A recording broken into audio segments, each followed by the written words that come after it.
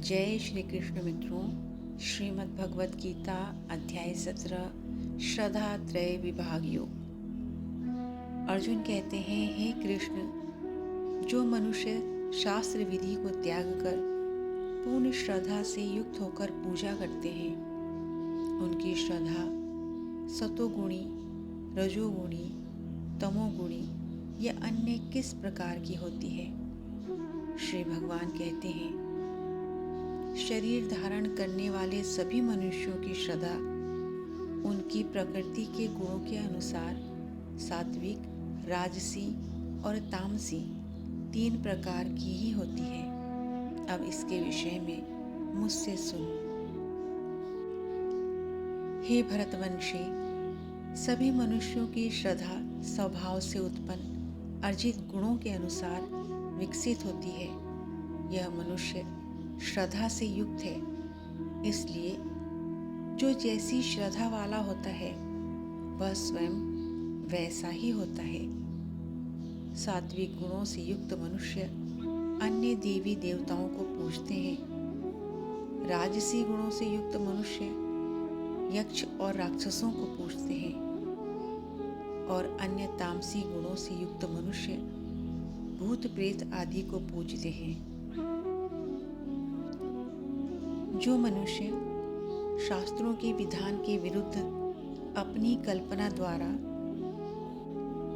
व्रत धारण करके कठोर तपस्या करते हैं, ऐसे घमंडी मनुष्य कामनाओं, आसक्ति और बल के अहंकार से प्रेरित होते हैं। ऐसे भ्रमित बुद्धि वाले मनुष्य शरीर के अंदर स्थित जीवों के समूह और हृदय में स्थित मुझ परमात्मा को भी कष्ट देने वाले होते हैं। उन सभी अज्ञानियों को तो निश्चित रूप से असुर ही समझ।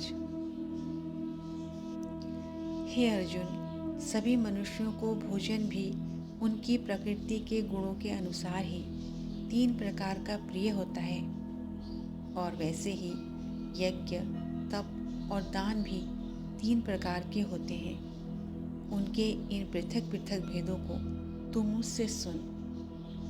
जो भोजन आयु को बढ़ाने वाले, मन तथा बुद्धि को शुद्ध करने वाले, सुख और संतोष को प्रदान करने वाले, रसयुक्त चिकना और मन को स्थिर रखने वाले तथा हृदय को भाने वाले होते हैं, ऐसे भोजन सतोगुणी मनुष्यों को प्रिय होते हैं।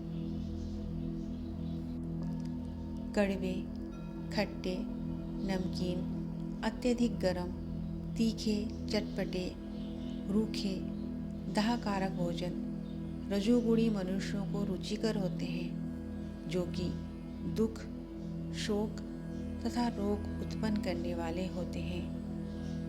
जो भोजन अधपका, रस रहित, दुर्गंध युक्त, बासी, अन्य के द्वारा जूठा किया हुआ और अपवित्र होता है, वह भोजन तमोगुणी मनुष्यों को प्रिय होता है। जो यज्ञ बिना किसी फल की इच्छा से शास्त्रों के निर्देशानुसार किया जाता है और जो यज्ञ मन को स्थिर करके कर्तव्य समझकर किया जाता है, वह सात्विक यज्ञ होता है। परंतु हे भरत श्रेष्ठ, जो यज्ञ केवल फल की इच्छा के लिए अहंकार से युक्त होकर किया जाता है, उसको तू राजस यज्ञ समझ। जो यज्ञ शास्त्रों के निर्देशों के बिना, अन्न का वितरण किए बिना, वैदिक मंत्रों के उच्चारण के बिना, पुरोहितों को दक्षिणा दिए बिना और श्रद्धा के बिना किए जाते हैं, उस यज्ञ को तामसी यज्ञ माना जाता है। देवता, ब्राह्मण, गुरु, माता पिता के समान पूजनीय व्यक्तियों का पूजन करना, आचरण की शुद्धता, मन की शुद्धता, इंद्रिय विषयों के प्रति अनासक्ति और मन, वाणी और शरीर से किसी को भी कष्ट न पहुंचाना शरीर संबंधी तप कहा जाता है। किसी को भी कष्ट न पहुंचाने वाले शब्द बोलना, सत्य बोलना, प्रिय लगने वाले हितकारी शब्द बोलना और वेद शास्त्रों का उच्चारण के साथ अध्ययन करना, वाणी संबंधी तप कहा जाता है।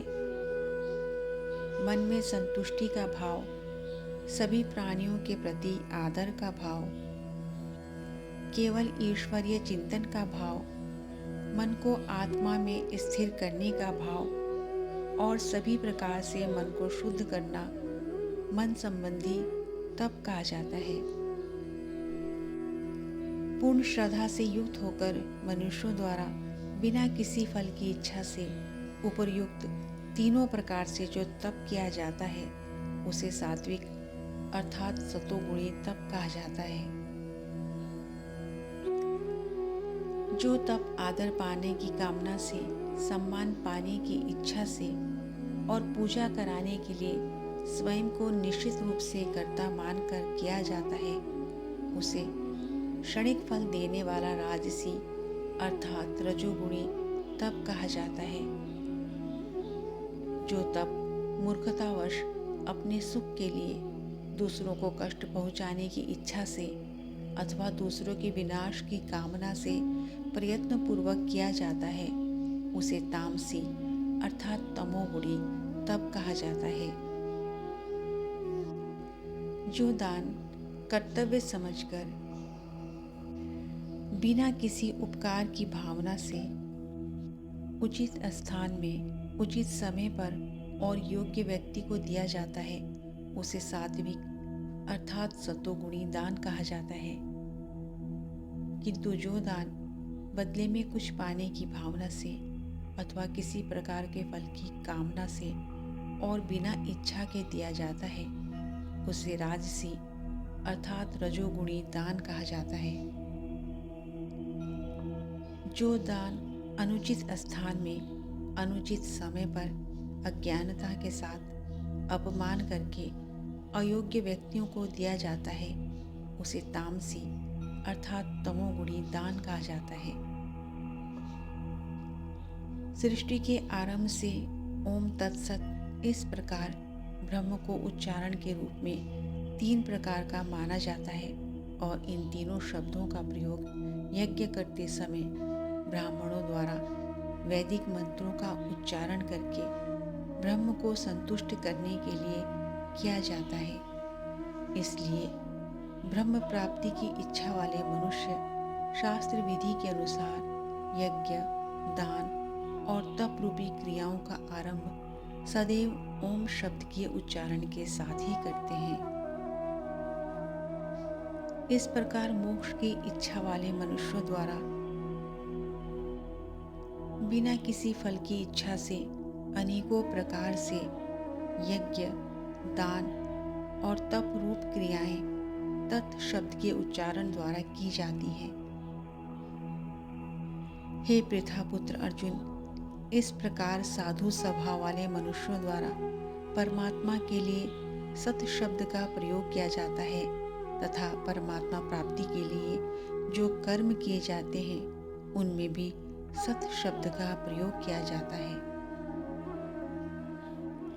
जिस प्रकार यज्ञ से, तप से और दान से जो स्थिति प्राप्त होती है उसे भी सत ही कहा जाता है और उस परमात्मा की प्रसन्नता के लिए जो भी कर्म किया जाता है वह भी निश्चित रूप से सत ही कहा जाता है।